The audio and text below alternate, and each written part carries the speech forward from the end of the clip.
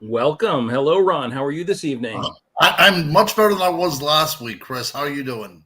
Very well. Yes, ladies and gentlemen, for those of you who unfortunately missed us last week, I think Ron had been dragged off into the bushes by a renegade werewolf and barely made it out alive. But luckily, we were able to drag him back, resew on the limbs, and we are back here for another Monday Night Monsters. And you know what? I'm glad that we're doing it this week because here in Western Pennsylvania, everything is about at its peak right now with the leaves. The pumpkins are out. Everybody's decorated. It's starting to look a lot like Halloween. We're right in our peak here in Connecticut too, and I got to tell you, every single day I drive to work. I have about an hour commute to work, and while I may not love the commute, the fall foliage this year has been jaw dropping. It is absolutely Exactly. spectacular. I'm very lucky to drive through some really rural areas, so I get to see all the sort of glory of autumn. Excuse me. Yeah. So yeah, folks. So tonight we are going to be delving into a subject that I'm sure a lot of you folks are very, very enamored of, which is Halloween and Halloween's origins. And hey, Mary Beth, good to have you back on board. So yeah, we're very excited to do this evening. And I suspect if you guys are anything like us, and if you follow Monday Night Monsters, you probably are. Then Halloween is as near and dear to you as it is to us. Without Halloween, we really wouldn't be here, would we? I think probably not. I mean, let's be honest. I'm sure some of us got our start as Halloween kids, getting into monsters. I actually have a question for you, Chris. What Sure. was the first costume you wore trick or treating as a child? It's hard to remember that because obviously I was very, very young. But I would say the first costume I remember was Batman. Batman. And Batman. it was a one of those classic store bought costumes. So it was like a jumpsuit and then the plastic mask that you could barely breathe through, and when you tried to stick your tongue through it, cut your tongue, that kind of thing. Great classic 1970s Halloween costume. So. Absolutely. Yeah, I try to tell my kids about the horrors of Halloween when we were children. They don't understand. You can take those masks off at the end of the evening, and you can actually pour sweat out of them. I don't Oh, know they were dreadful. if They you were know. absolutely dreadful. And yet I loved every second of it. Oh, I did too. I did too. And those costumes were highly flammable, of course. Mind you. And In the all our beginning, parents were smoking as they took us from place to place. yep, I Those remember were the days. actually in the mid 70s when the big introduction of the non-flammable costumes, and Yes. the fact that they had to advertise it so much was very funny, because you had to think, well, how many of kids went up in flames before they decided to do that? Exactly.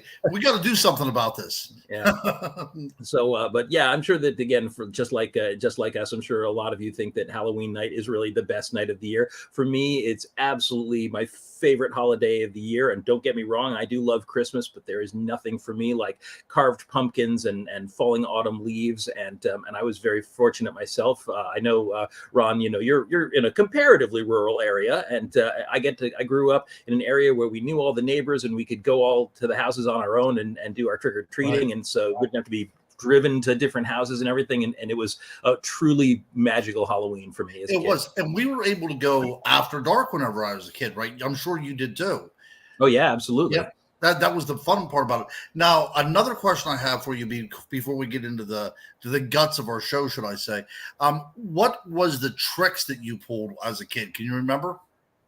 Well, I got to tell you, I got myself in some good whooping trouble with my parents a couple of times for doing things like at one point, and this is because we were kids and it was the 70s and we were completely insane. I stole some lighter fluid and drew a giant pentagram in the middle of the street and lit it on fire because, I was like, ooh, that'll be a cool thing to see. It was a very cool sight until I got my bottom seriously tanned.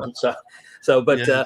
nothing terribly destructive. Luckily, the pavement survived, and I didn't burn anybody's houses down. So, Great. Now, here in Western Pennsylvania, we used to do something called corning, where we would go to a farmer's corn, we would steal a copious amount of corn, and then we would go about corning aluminum awnings back then, because people used to have awnings at that time. We don't have them now, but it made this great sound as it came down.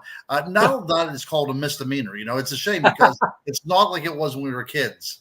yeah, we were all basically young criminals at that point, and Absolutely. that's going to Absolutely. come into play a little bit later in our talk this evening, folks. And we're not going to waste too much time before we get into it, because shockingly, I know you'll be all terrified or really shocked to hear this. We have a lot of slides to get through, and we're going to be racing to get through all the great information, because Halloween is an incredibly complex and deep topic. As Jeff just saw you in there, thank you for coming back, of course, as always, and welcome aboard, guys. So yeah, so let's first of all, let's just start by winding the clock back a couple thousand years to early Celtic Britain. And of course, in ancient Celtic Britain, people were very magically inclined. The early religions in ancient Celtic Britain had a strong magical element to them. And we're specifically talking about Celtic Britain, not simply all of the Celtic lands, which expanded into Europe, into Germany, into France, and everything. But the holiday that we today associate with Halloween, what we call Halloween, is almost entirely traces to the British Isles, and more specifically even to Ireland, where Ron, you've certainly got some heritage there. So this is the area I think we're going to focus on most throughout the course of our evening, but we will certainly jump in. By the way, yes, I have some new parlor tricks tonight. We decided to do a couple of animated GIFs to give you some really fun imagery, some witches dancing around the standing stones on Halloween night. But yeah, so we're back there in the early days of Celtic Britain. These druids, who were the priesthood of the Celtic religion, basically ran the show. And the priesthoods of the Celtic religion, including Ireland, Scotland, Wales, and England. And I think in many ways, it's there where we can find sort of the origins of what we today refer to as Halloween. And when we look at the history of Halloween, as we get a little bit deeper into it, it does make sense from a very human point of view. This was the time when people gathering together, and it seems to fit well into the agricultural calendar. This was the new year, right? I mean, this is what everything died off and then sprung back up anew again.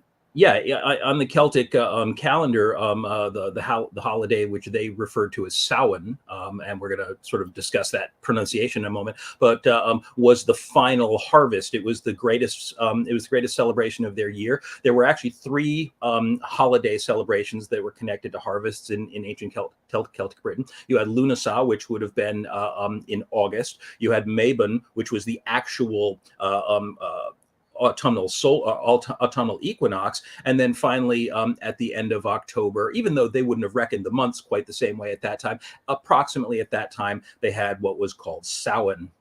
And Samhain literally meant summer's end. And so now the pronunciation, I'm sure folks have seen this word before, which people tend to pronounce as Samhain, which is reasonable considering the pronunciation, but no, it is actually pronounced as Samhain. And we're going to throw up with that. So it's very similar to that. And across the British Isles, it's also called other things. But in Scotland, I think it is pronounced Samhain. But this is summer's end. And some people will tell you that the word actually means November, but that isn't really necessarily accurate because November wouldn't have been a word that they had. So what it means is that time. It means basically that cusp between October and November, which was the final harvest, the third harvest of their season. And it was particularly notable. Nope, here we go again. I'm so good with these buttons. It's great. And one of the reasons I think that this one became what it did is because it wasn't simply a harvest the way that the other two festivals were. The first fruits at Lunasa, the sort of grain harvest at Mabon, and then the final harvest at Samhain. But it was also the time of the year when they would begin to slaughter their animals for the winter. And this was a big part of why it became somewhat of a sacrificial holiday or sacrificial feast, as you would consider it. Right, as researching this particular time of the year, at one time it was believed that they killed off the cattle because there wouldn't be enough food for the summer, or to last until the summertime. But there's a new theory out there saying that the reason they killed off such a copious amount of cattle is now is the time that you could actually store it, and it would and preserve it for the winter. Yeah, exactly. So this is whatever everybody would gather together. But you have to think about this as well too. This particular, 2,000 years ago, about the infant mortality was somewhere around 50%, and your average person lived to maybe 30 years old. And we would all be gathering together at this time. We would be eating, but how many would we not see by the time spring comes around? There would be a lot of lives would be like, this was a time of trepidation as well too, right? We were going into that great unknown, that time of blackness, whatever it's going to be called, and people are going to be struggling, and we really don't know who's going to be left at the end of the year.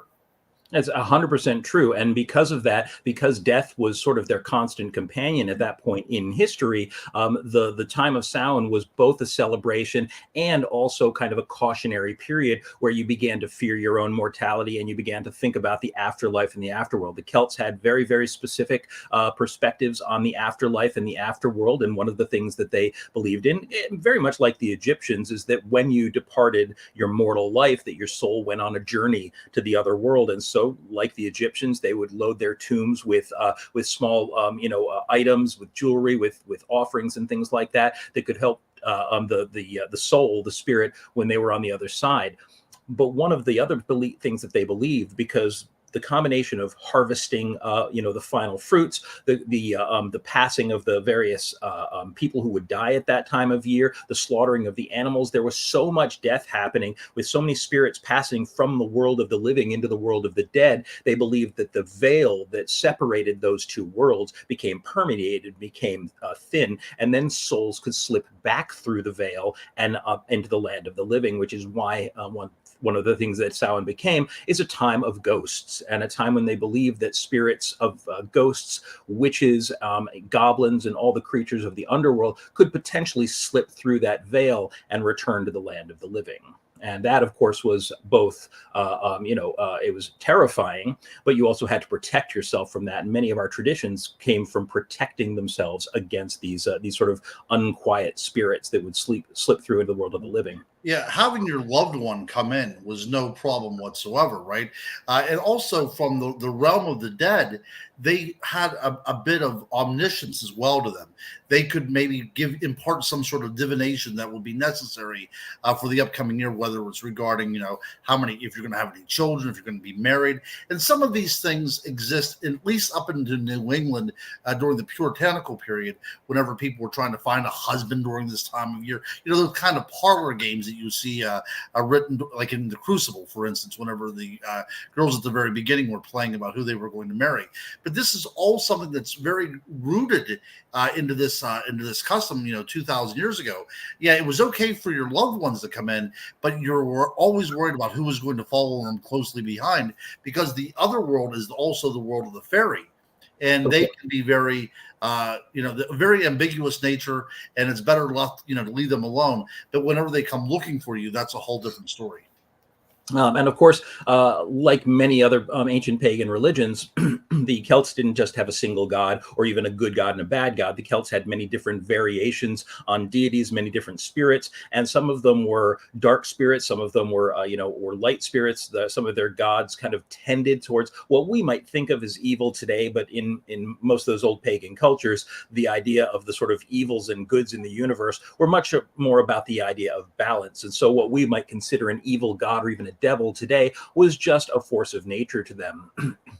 The male aspect of that principle was often in the Celtic lands, Aron, which is from a Welsh word, the Lord of Annwn, which was the Celtic land of the dead. And so this dark spirit, this dark god, was the god of the hunt. He was the god of death and, of course, of rebirth. Hunts for souls with his hounds, these bone-white dogs with blood-red ears, which would follow him everywhere. And it's interesting because you can see in the concept of Aron, this god of the dead, you can see actually the remnants of the wild hunt, which is something that's another sort of a death legend or a death spirit legend that took place throughout most of the Germanic lands. And so we have actually, I think, in several episodes previously, we've discussed the idea of the wild hunt, especially I think when we did our episode on fairy and fairy legends around the time of St. Patrick's Day. But this is one of the many spirits that they would have to propitiate, that they would have to appease in order to hopefully safely make it through the Samhain festival.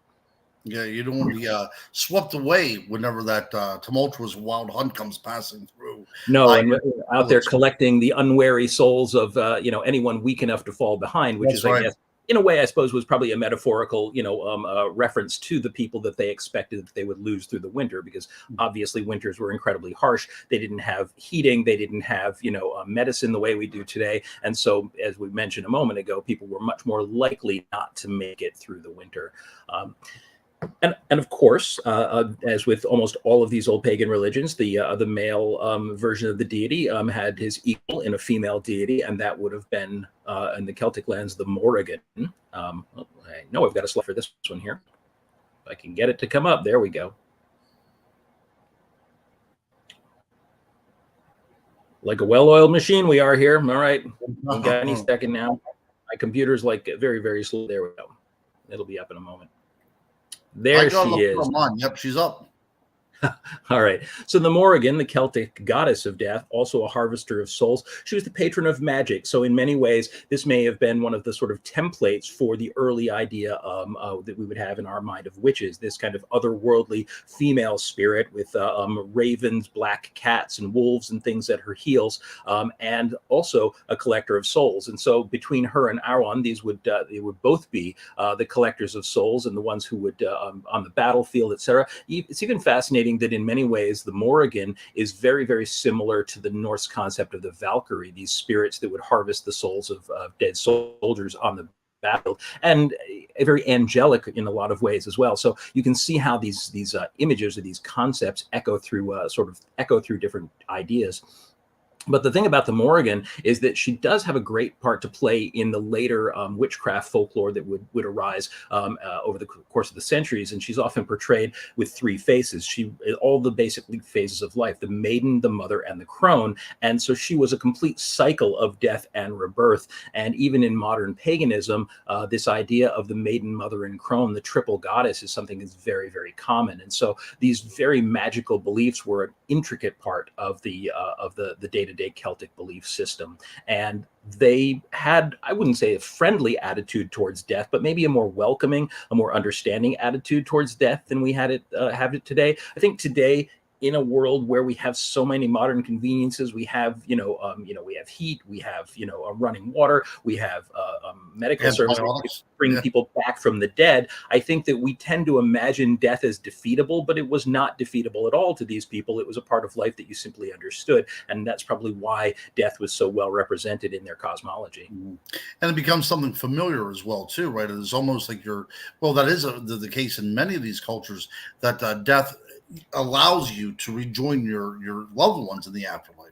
Absolutely. And so these gods were not evil gods. They were an inevitability. And very few people wanted to go to the afterworld. I mean, they weren't looking forward to death. But when they did approach death, it wasn't necessarily as terrifying to them as it is to us, because they felt that there was a world there where they would be welcome and have a place in that other life. So at that time of year, different traditions and different rituals became very, very common. And as I say, it was a sacrificial holiday, and there's no getting around the fact that it's a very good chance that that early Druid cultures used human sacrifice. That's an almost certain. But there was also animal sacrifice as well, and something that we're probably pretty accustomed to today that was a part of that tradition was the creating of fires to ward off the darkness. These fires were often combined of both wood and bone. And so the Druids would cast the bones of slaughtered animals into the fire, and probably at certain times slaughtered humans as well. And they were called bone fires. And although obviously the language would have been different, so it's not a direct connection, the bone fire is in fact the origin of the word bonfire. When we say bonfire, we're actually using a contraction of the idea of bone fire. And it was meant to appease and sate the appetites of the underworld spirits, including Aron and the Morrigan, who, like we have discussed in previous episodes, were in a very real way. They were blood gods. They were gods that lived on the sort of force of death. And so it was believed that both the scent of blood rising from the fires and the blood itself would help to appease them and keep them from potentially claiming healthy or other people in your community. And that's a key point as well. I'm glad that you brought that up, about maybe 10 to 15% of all people that died in Ireland 2,000 years ago were buried in the ground. The other 85%, 90%, what have you, depending upon what kind of research that you do, they were all disposed of through cremation. So Yes. whenever these bonfires happen as well, too, again, you have that constant reminder of what's going to happen to you eventually someday as well. So we have the blood of the animals being slaughtered all over the place. We have these fires burning that not only are to propitiate the gods, and some maybe a possible bit of imitative magic there too to lure the sun back again, but also you have their constant reminder of death all around you. Absolutely. And you're 100% correct on the idea of rekindling the sun in a way, because this was the dark time of the year. The Celts didn't really have 12 months the way we have them. They reckoned the year broken into a couple of smaller pieces, but the two primary pieces were winter and summer, and they didn't really see it any differently. There were two halves of the year. There was the light half of the year and the dark half of the year. And Samhain was traversing into the dark half of the year. So symbolically, one of the things that they would do is in those times, everyone kept a home fire burning constantly. You constantly had coals banked up so that you could use it to cook, you could use it to smelt, you could use it to do anything that you needed that fire to do. The fire was both sacred, but it was also incredibly necessary for survival. So for the only time intentionally throughout the entire year, everyone in the community would snuff their fires out. They would snuff their fires out completely. And then that night, during the Samhain ritual, they would light torches or rushes from the bonfires. They were the sacred fires of Samhain, and they would use it to rekindle their home fires and sacredly, or symbolically at that point, rekindle the sun so that the sun could grow again and become powerful in the summer. So it was very, very important symbolism to them, these bonfires. And they also helped to drive back the darkness, which was part of the symbolism as well. And so probably one of the single most sacred aspects of the Samhain is that it was a huge fire festival. Absolutely. Now, you were talking a little while ago about the fact that in addition to the dark spirits that they had to ward off at that time, that obviously the spirits of loved ones could potentially return, and that was another huge part of Samhain. And we think there's really some possibility maybe that this even intermingled with other cultural traditions that may have sort of bled into the Celtic world. But one of the things that we still enact in many ways is called the Dumb Supper.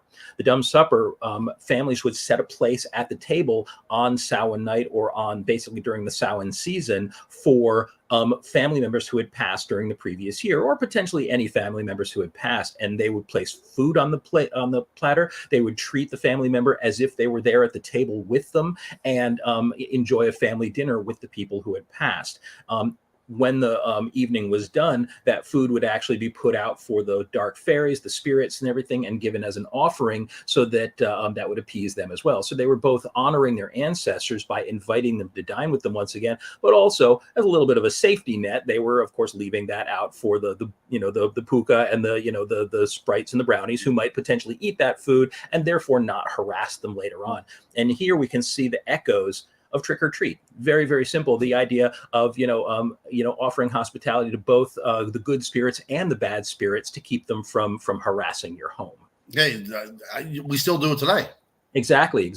And it's funny how that tradition has become such a core part of it, but it comes from so many different places and all kind of collects together. Now, this is a suggestion of yours that I hadn't even thought to touch on, but one of the places that some of that may have actually come from was the Roman influence, because of course the Romans were in the Celtic lands as early as probably 300 or 400 BC, and we know that the Druids existed there at this time too. But the Romans had a festival called Feralia, and an earlier festival they both actually kind of bled together, called Parentalia, which really does mean parent. Parentalia was when the Romans would honor their beloved ancestors, and at the end of the Parentalia festival, Feralia was simply honoring the dead in general. And these are ancient Roman feasts in which the dead were honored with flowers and gifts. They would actually go into the crypts and they would bring gifts, flowers, food, oils, perfumes, and things like that, and leave these as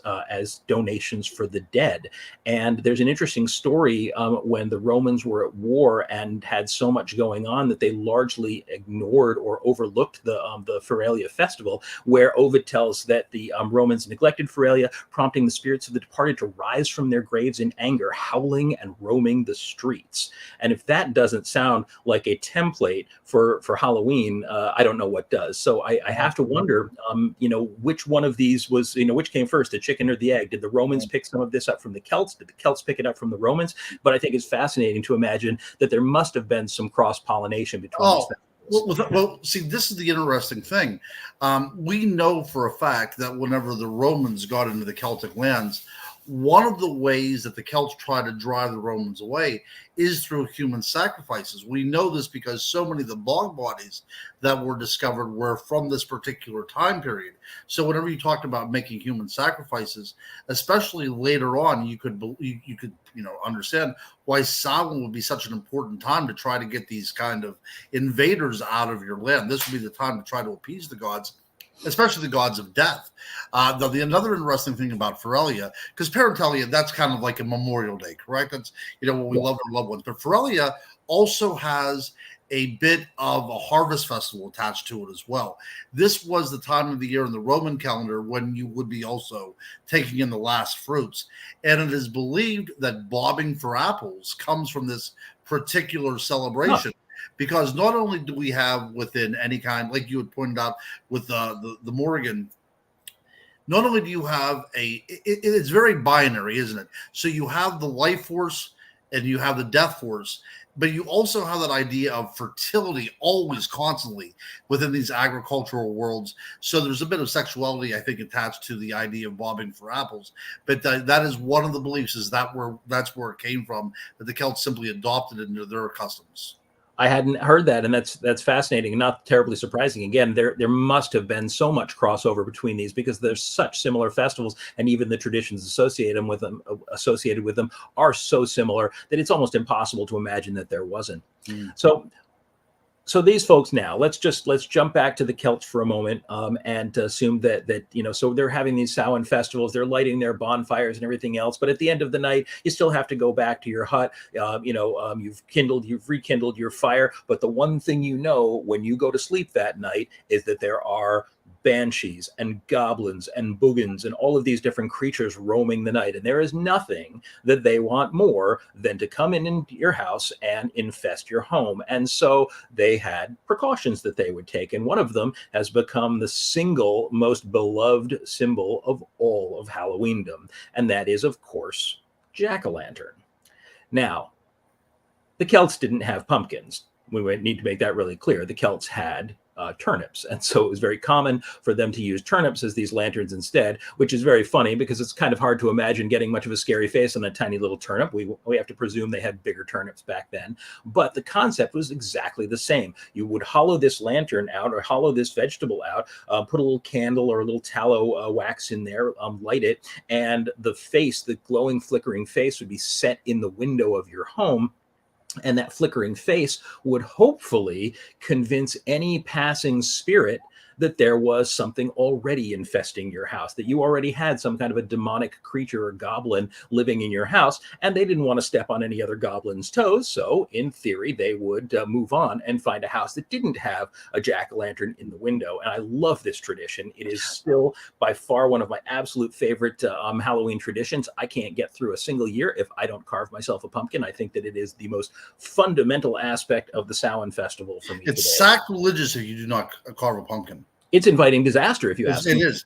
And I will tell you, the Murphy family has indeed carved turnips before in the tradition. Now, it's not easy. It's not easy. You almost lose a thumb because the knife slips invariably. But what happens is you have this little face on it, and like 1 or 2 days with a small candle in there, it draws out all of the moisture, and then the face becomes very ugly and almost, this really grotesque little thing. And I think it would scare me, especially if I was somebody that was during this particular year, because it almost looks like a face that's decaying, like a human body. Like a little old man's toothless face. Exactly, yes. So, the tradition is you would put a candle or something, open up a back door or a window that faces the west, because, of course, that's the land of the dead. That's where you want your ancestors to come. But every place else, you don't want any of those little pesky fairies sneaking in any place. And also the idea of the will-o'-the-wisp that we talked about as well, too. Oh, yeah. The light inside of the pumpkin, or inside the turnip in this case, may very well represent the will-o'-the-wisp, that kind of energetic glow that is said to emanate from the fairy world. I never really thought specifically to connect that to the jack-o'-lantern story, but actually it makes a lot of sense if you think about that. So The other another tradition that became very common at Samhain, and you were mentioning it earlier, and and we have in here is divination. Divination was a huge part of a Samhain festival. Here we have some more modern divination tools, but the idea that if the spirits of the dead were roaming all around you, or other spirits of the other world, and you say that they, as you say, they have information, they might be able to tell you who your future, husband or wife is going to be. They may be able to tell you, if you're going to have a good harvest, if you're going to die. And so divination became very, very common. And this would end up coming back much later in the sort of later ages as Halloween became a more popular festival in the 19th and the 20th century. We'll talk about that later. But divination became such a huge part of what they did. Now, this might be one of the reasons why when in the 900s, 1000s or so, Celtic Britain began to become Christianized, that the Christians took exception. But one of the things that Christians were always known to do is they had a tendency to be fairly opportunistic. And so in the 7th century, okay, so not in the 900s, but in the 600s here, the Christian Feast of All Hallows. All Hallows was a time when you actually recognized the various saints, and later All Souls Day celebrated the spirits of the dead. And these festivals normally actually took place in May.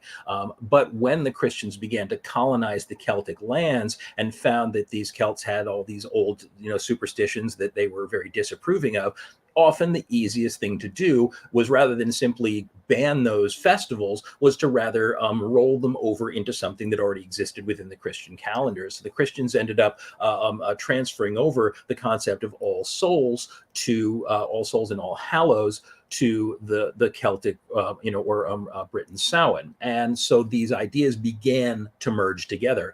They tried their best to get rid of some of the less wholesome aspects of it. Divination was something that they didn't believe in, so they tried to, ban or at least minimize those kind of things. But it didn't really stick. And so the idea of the Christian All Hallows or All Souls Day and the Celtic Samhain began to merge together and ended up becoming many of the what we would consider to the modern Halloween traditions that we have today.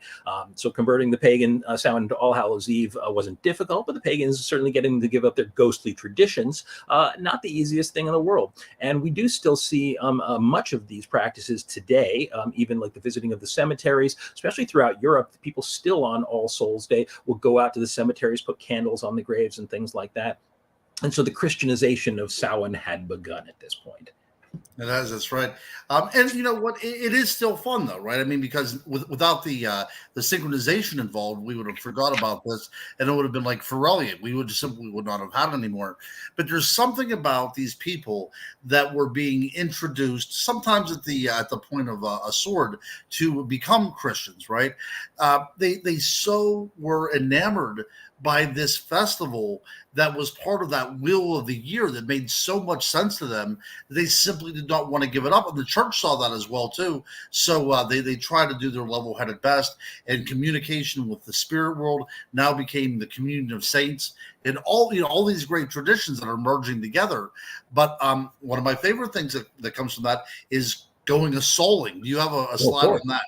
I do indeed. I have a couple of slides on that, actually. So this is an interesting one too, because this is something that would end up becoming a more direct precursor to trick or treating. So masked visitors would go from house to house on I'm about to say Samhain night, but really on All Hallows, and they would go from place to place, because it was believed that when a soul died, if it had any leftover sins on its conscience, on its soul, that it would go to purgatory, which, while not hell and not permanent, was still a dreadful place to be. And so the more people in the living world who prayed for you, the earlier your soul would be released from purgatory and allowed to go on to heaven. So the concept of souling became common, that people would dress up in colorful costumes, sometimes costumes that were traditional, where they portrayed themselves as witches and goblins and things like that, but different sort of spirits that came from old folklore. They would go door to door and they would offer prayers for the purgatorial dead, and in exchange they would ask for a soul cake. And in fact, there were great little songs and poems that were connected to this tradition, and quite an old one that I think dates back to the 1600s or so. A soul a soul cake. Please, good missus, a soul cake. An apple, a pear, a plum, or a cherry, any good thing to make us merry. Now, that's a very innocent tradition, and it's kind of a sweet one, but it did have a downside, or rather a dark side to it, which is that if the door was locked, if the lights were out, if no one would offer you a soul cake, then by the rules of the game, you had leave to perform pranks, whether that prank was soaping the windows, which we would do, in the 20th century, whether it was, pouring something down the chimney. I mean, people would climb onto roofs and urinate down chimneys. It got pretty intense at times. But these pranks or tricks were in keeping with the costumes that they were wearing about goblins or mischievous spirits. And the idea basically boiled down to, by denying someone on souling night, by denying, giving hospitality to these wandering spirits, denying them, that was in itself an act of evil. And by doing that, you opened yourself up to these dark forces. And so here we have a very early and I think very legitimate precursor to what would later become trick or treat. I love everything about it. I have indeed made soul cakes as well. Christopher, have you ever tried your hand at that? I have not. I'm not much of a baker, I have to tell you, but I actually recently watched a great show. If anybody's interested, something you could find on YouTube that is absolutely delightful is a show called Max Miller's Tasting History, and he does amazing recipes combined with the history of them from all throughout recorded history. And he does a wonderful episode on the creation of soul cakes, and in fact that's where that little poem came from. I first heard it on Max Miller's channel. So Max, if you're out there, a little plug for you. Your show is fantastic, and I think at some point I'll take a shot at making some of your soul cakes. So yeah, I don't know if Max is out there, but if he hears that, the plug is there. So it's interesting because if you try them whenever they first start appearing on the scene, quite early as a matter of fact, they're very bland. But as the Orient opens up and trade comes with different types of spices, it becomes much more flavorful in your mouth, especially whenever saffron is introduced, which is a great thing. But that's a cool part of food archaeology. But if you want to hear the best sung version of Soul Cake, it's on an album called In a Bleak Midwinter by Sting. Oh, interesting. And now I actually have that album or had it once upon a time on CD back when people had physical media. Right. And I had forgotten about that, but I'm a huge Sting fan myself. And so now I'm going to have to go back and look that up because at the time I probably didn't pay much attention to it. So yeah, on his liner notes, he says that this was a song that was reserved for Halloween, but as it was a change of season, you can still get in the mood. But he does a great job with it. And I think it goes back. I mean, it is almost as if it is a liturgical song because it talks about Peter and Paul and everything. And it is a way for the illiterate to kind of take part in the communion of saints and All Souls Day and everything like that. But it's also rather mischievous too, coming from children that are going to trick you if you do not give them a soul cake. As I say, it really is. It's almost a perfect ancestor of our modern trick or treat, and we'll talk in a few minutes about how that actually made it intact into the 20th century. But there is one story I want to address because I'm always fascinated, and I'm not going to lie, as a sort of a history and monster nerd, I'm always both fascinated and a little bit irked when people give half-baked history. Pardon the pun when we're talking about soul cakes here, but half-baked history meaning they give the history of something that only dates back to a very late period and completely ignore everything that goes before it. And actually a great example of that, talking about All Hallows, is that in the movie Hocus Pocus, which we were discussing just a week or two ago, which is a movie we both very much love, but in the movie Hocus Pocus, at one point, the main character Max says something about Halloween's just a conspiracy by the candy companies, blah, blah, blah. And a know-it-all girl says, well, just so you know, it's actually based on the ancient tradition of All Hallows Eve. And my brain wants to explode when I say that because, of course, All Hallows Eve is such a late portion of the history of Halloween. But one co-opted story that always drives me a little bit bonkers is the story of Stingy Jack, because people love to talk about the origin of the jack-o'-lantern and say the jack-o'-lantern is actually based on the story of Stingy Jack. And the story is, of course, it's a very late version of the jack-o'-lantern myth, but it suggests that there was a soul by the name of Jack who happened to be just an absolute ne'er-do-well, and he was constantly playing tricks on people and constantly getting into trouble. And one day he runs across the devil, and the devil says, you're so wicked, I'm going to take you to hell just the way you are. But Stingy Jack, being used to performing tricks and being a sort of a raconteur, is able to trick the devil into turning into a coin, and then he puts the coin in his pocket and won't let the devil go until the devil promises not to claim his soul. Well, he finally releases the devil. The devil has to make good on his promise, doesn't want to claim Jack, can't claim Jack for 10 years. When the devil comes back 10 years later, Jack is ready for him. And so Jack tricks him yet again. So when Jack finally does die, many, many years later, he arrives at the gates of hell, assuming he'll be welcomed in. And the devil says, I don't want anything to do with you. You're not welcome in heaven, and you are certainly not welcome in hell. But the devil takes pity on him because he's kind of a soul after his own heart, being as wicked as he is, and gives him one eternally burning coal from hell to light his way through the eternal darkness. And that jack-o'-lantern, which he places in a gourd or a turnip, becomes his eternal light as he moves through time. Now, this is a delightful story, and it's a story that has been retold. In fact, I think they're actually using this story as the basis of a brand new kids movie that's called, I think, The Curse of something Hollow or whatever. It's like a Netflix movie or something, but it's an incredibly popular story. But it fascinates me because it's a story that takes you back halfway through the history and then stops as if that's the beginning at the Christianization. And so, of course, you've got God and the devil and wickedness and all these different things, and completely ignores the real origins, the real ancient Celtic origins. So just that's my little rant for a moment on the true origins of the jack-o'-lantern, not actually dating back to Stingy Jack. Right. Now, I'm glad that you brought that up because obviously it's part of an oral tradition that goes back probably to before Samhain, I would assume. The idea of someone that is so evil that they're not able, that they're earthbound, shall we say.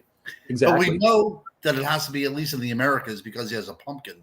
So we're looking probably sometime, I would guess, in the 1700s, whenever that starts becoming popular. Well, there does have to have been a period where pumpkins actually did end up making their way to Europe in the 16th and 17th, or the 17th and 18th century. So it's not completely out of a reason that it may have started in Europe, but at least it is later than the pumpkin. Well, that's exactly right. Yeah. King Henry VIII was the first king in England to eat a turkey leg.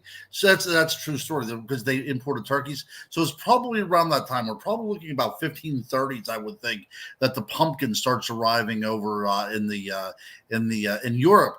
But it's still an interesting tale. I was going to go someplace and I forgot what the heck I was going. Oh yeah. So anyways, I don't know how you run into the devil because there's different versions of this as well too.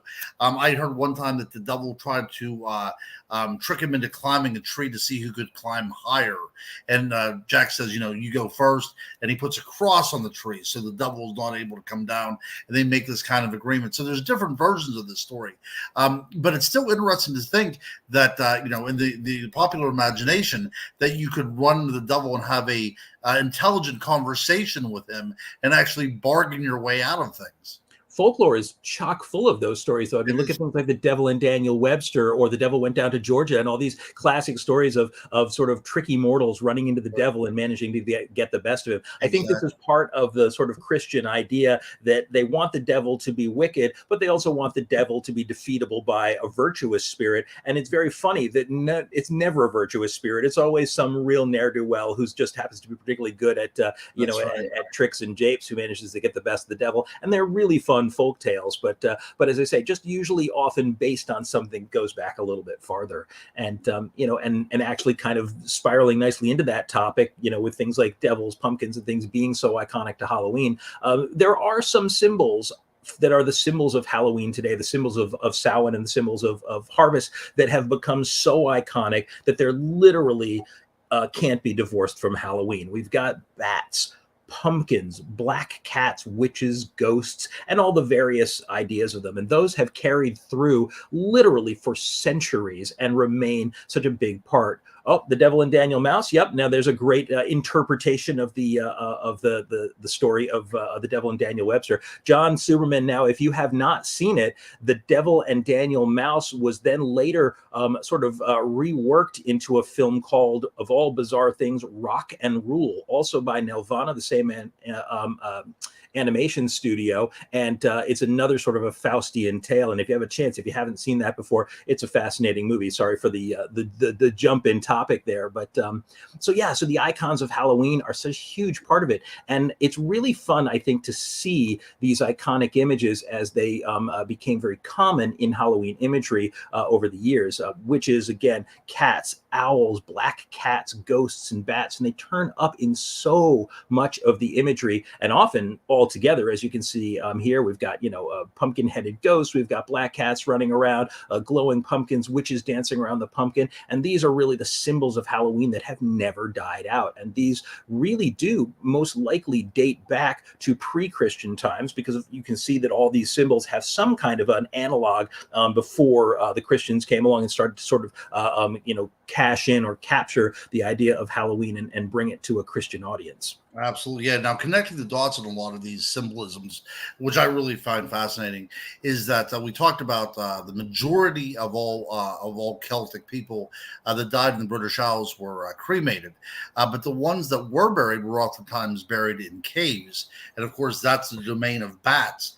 And if you would think about Samhain, with all these bonfires burning, the insects would be gathered around there, and then bats would now be associated with these things coming out of caves, the abode of the dead, now flitting around these bonfires as well too. And you can start putting two and two together, and how the very how the agricultural mind would be able to see these kind of things as something coming from the other world, maybe even as a conduit or an intermediary between certain things. And especially whenever it comes to the black cat, my ex-mother-in-law has a black cat, and if it's dark out and it shuts its eyes, it disappears. So you can imagine, one of these hovels over in Ireland 2,000 years ago, lit by a single candle, and the cat would seem to go from inner dimensions, whenever they just close their eyes. And not to mention as well, as we get up into the Middle Ages, they start becoming familiars with the witches, right? So these things now become agents of the devil himself. So all these things are now mixed together. But I think at once these things were rather innocuous. I think that it was just a part of the natural world. And then the Catholic Church said, no, these are evil things, and we're going to show you. Well, the Catholic Church, and we discussed it when we were talking about our in our vampire episodes, that that the Christian Church, some of the early artists who were doing Christian iconography and Christian illustrations decided that if angels had wings, that demons would have to have wings too, because they were fallen angels. But you can't give them the wings of doves, as they were tended to give to the angels, since they gave them the wings of bats. That's because right. They had that sort of reptilian look. So the idea of bats and their connection to the sort of world of evil, they only fly at night, they're invisible until they fly right by you and everything. And again, they're these creatures that seem to live in shadow. So people had a tendency to fear them and had a tendency to find them to be terrifying. And of course, they would hang upside down from ceilings like a spider. And there were just so many reasons that people would find them disturbing. You're right, Mary Beth. I agree with you 100%. Cats are absolutely awesome. But, it's also easy to imagine why black cats, or cats in general, tended to be associated with sinister ideas, where dogs were associated with the man's best friend, because dogs are exuberant, they're loud, they can be klutzy, they're always by your side, happily wagging their tail. It's impossible not to notice a dog. On the other hand, cats, they don't obey you. They go their own way. They're silent as the grave. They slink by you. They'll appear in a heartbeat. They poke their head through your window, and all you see is those glowing eyes in the darkness. So it certainly makes sense that people may have thought of cats in a very sinister way. So of course, again, why they would turn up in so much early Halloween symbolism as a sort of a figure always accompanying witches, who of course were largely believed to be able to turn into cats and other things, or they would act as their familiars. So all of these symbols, owls, of course, not quite as sinister as bats, but still very, very common in all this symbolism. Owls also having this reputation in old folklore for being wise, and wisdom was always a little suspicious to people who were sort of the common folk. So all of these sort of had an underlying sinister nature that was very, very easily connected with Halloween. And there was one thing I wanted to throw up real quick, because this is just such a fun thing. So especially in the 19th century, one of the Halloween symbols that became really common were vegetable people. These people made of gourds and plums and things like that, all strung together, and it became one of the most common Halloween symbols. They're really common throughout Germany and Europe, especially, and then it eventually would transfer over. But I just think that the lingering harvest symbolism present in these sort of comical animal figures, or rather vegetable figures, is one of my favorite old-fashioned Halloween images, and something I wish I at some point thought I should start collecting these cards, but they can be tremendously expensive. But Tremendous. yeah, just a really fun holdover from the 19th century Halloween. Right. And the other thing is, it also illustrates that this was a very adult holiday. This was a time for adults to get together and have their parties by looking at these great postcards that people were sending to each other. But I think that the idea of people getting together and having these parlor games and everything really does denote how the evolution of Halloween goes, because it's a kid holiday for the most part, unless if you go into the Spirit Halloween store and go to the adult section and see what some of the people are wearing. But no, I think Freddy Krueger. Yes, exactly. Exactly. That's right.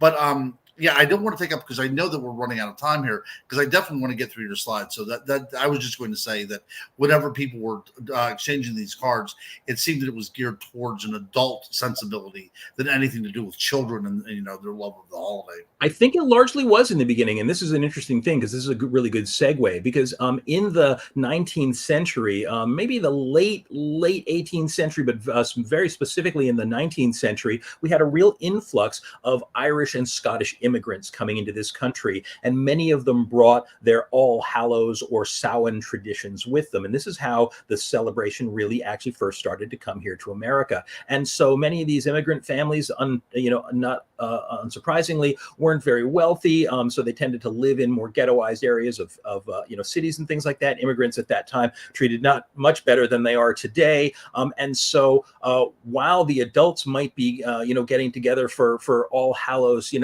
gatherings or dinners with their friends, the kids would tend to run wild, and this started to really come to a head in the late 19th century, when Halloween, which is of course a contraction of All Hallows Eve, Hallows Even, became a festival of destruction. We talked about the pranks, but the pranks had gotten out of hand, and people started to light fires, and different things were happening. And unfortunately, that became a crisis. And so the idea of Devil's Night or Mischief Night began to be something that was truly problematic in many cities. And so getting a handle on this crisis of kids running amok on Devil's Night or Mischief Night was something that became there were articles and editorials written about trying to keep these kids under control. And something I had not heard of before, and so I was fascinated and looked into it when you mentioned it to me, Ron, was the story of Anoka, Minnesota, which apparently lays claim as the very first town in America to start staging official Halloween events geared towards kids, to keep kids off the streets and keep them from participating in these Devil's Night activities. And it kind of was a chain reaction. It was, yeah. History, of course, does not exist in a vacuum.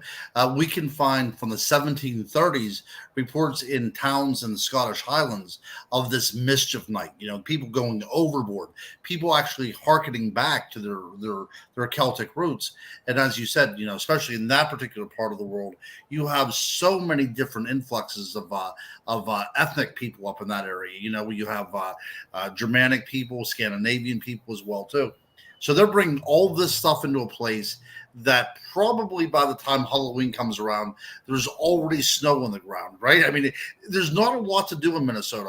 I've been to Minnesota twice, as a matter of fact. And one time I was listening to the radio when they had a fishing show on about sturgeon. So you can imagine the excitement that was going back there before they had the show on. And there was just nothing to do. People had all this pent up energy. So they decided they were going to start burning things down. And the town became so terrified that they were going to lose the town itself. They said, we got to put a stop to this. And there you have it.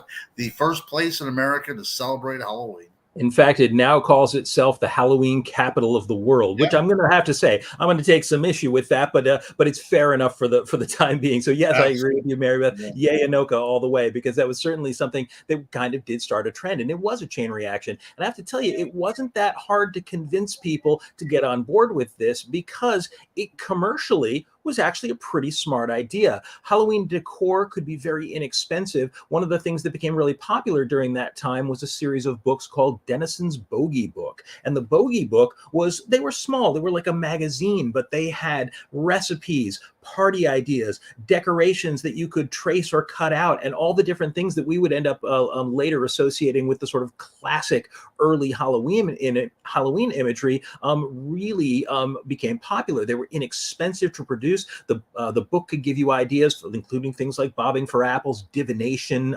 So all of these classic old Samhain traditions actually brought forth to a new audience in these bogey books. And so in the early 20th century, the birth of the great American Halloween began. And of course, all those paper decorations that we even still see reprinted today had their origins. I'm sure most of us remember those sort of paper, those sort of crepe paper accordion black cats and skeletons and things like that all began at this time. And so it is such a fascinating thing that this was really the great birth of the American Halloween. And this is the time when it would begin to be mass-produced costumes based on comic characters that were becoming popular at that time. So in the 20s and the 30s and the 40s. And then, of course, in the 1930s and 1940s, we had the birth of Universal monsters with Frankenstein, Dracula, the Wolfman, and they were easily rolled into the Halloween tradition. And really, it's from there, it's exactly what we all know today. I think most of us listening today or here, remember far enough back that we remember some early Halloween traditions,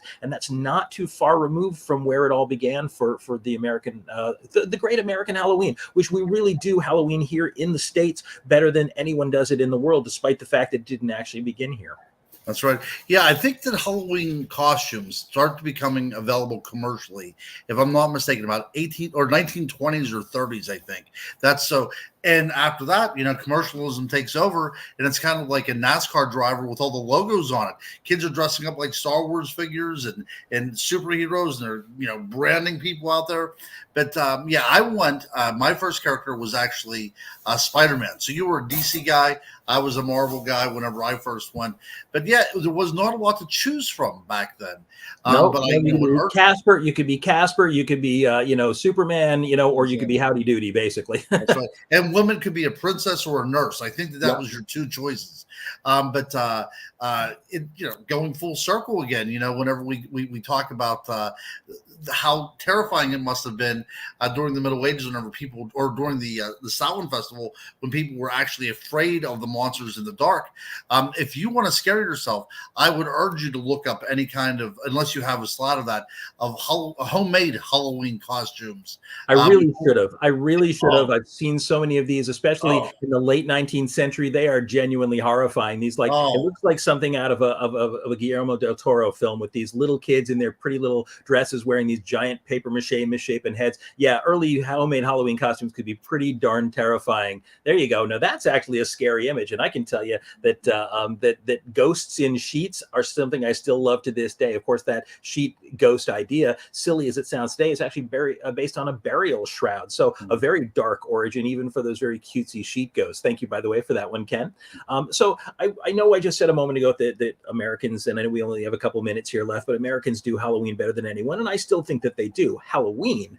But that doesn't mean that it's only the Celtic lands where these festivals came from. Festivals for the dead exist all over the world, and some of them still as popular today in other nations as Halloween is here today. Some of the most notable, I would say, would be in all throughout the Asian countries, but specifically in China. I'm sorry, I jumped ahead on that one. So you know what? We'll go with that one to start with. So Dia de los Muertos in Mexico, the Mexican Day of the Dead, which is very, very similar in its concept to our Halloween, although it's still a fairly religious tradition. And it's something where the people do dress up. They paint themselves up as these elaborate skulls representing the spirits of those who are departed. They have all these different treats that are mass produced, like the sugar skulls, which we are so familiar with and still see represented today. And they go to the cemeteries and they decorate graves beautifully and all honor the dead. And it's actually a wonderful tradition. And we're starting to see more and more of that being picked up here in America. So that's fascinating to see.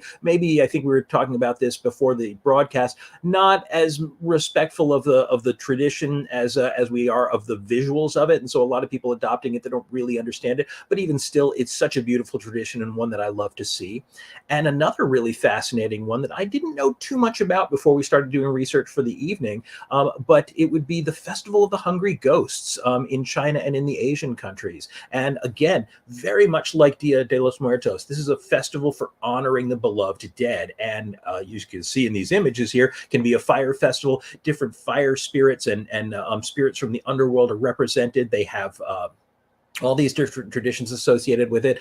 Ken had brought up the idea earlier. They have something called hell money, which is this sort of like fake money that they pass around. That's the sort of spirit money of the underworld and things like that. And all these wonderful traditions that continue on to this day. And I think that's a beautiful thing. I love the fact that there are still parts of the world where we do understand that death is a part of life, and that the only way really to make peace with it is to celebrate it, to celebrate, not only our ancestors, but even to sort of absorb the fear. I mean, there's a reason that we love horror movies and that we love this idea of, ghosts in the underworld. It's largely because it's such a mystery to us. It's one of the few pure emotions we have left, is that frisson of fear. And I think that's why we love to be terrified. Right. I agree with you 100%. And like I said, nobody gets out alive, and that's absolutely the case. Very, very true. Yeah, whenever we celebrate Halloween, it actually puts us in our place, right? We don't control the idea of the hour of our death. So at that point, we are actually at the mercy of the spirits that work out there in the universe. So what more can we do than to celebrate and eat candy? Better to be friendly with them than to be at odds, Exactly. I'd say. Exactly. So. Hey, Pepper, good to have you in. I don't know if you were here for the whole broadcast, but we'll be, of course, available on YouTube shortly if you're just getting here with us tonight. So ladies and gentlemen, once again, as always, thank you for sticking with us for an extra minute or two. We had a blast tonight, Ron. I think, you probably had as much fun as I did with this wonderful topic. And without these guys over here commenting as well too, we would only be having a conversation with each other. So I really appreciate everybody that comes on into the chat and gives us feedback, because I learn something from these folks every week as well. I do too. And it's wonderful to have you guys in and participating.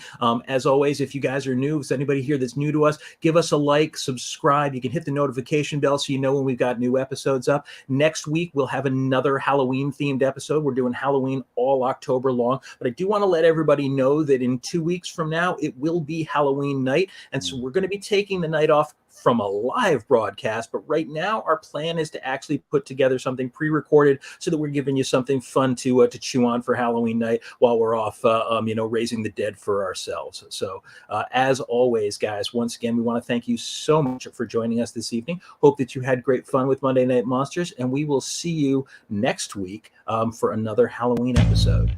Good night.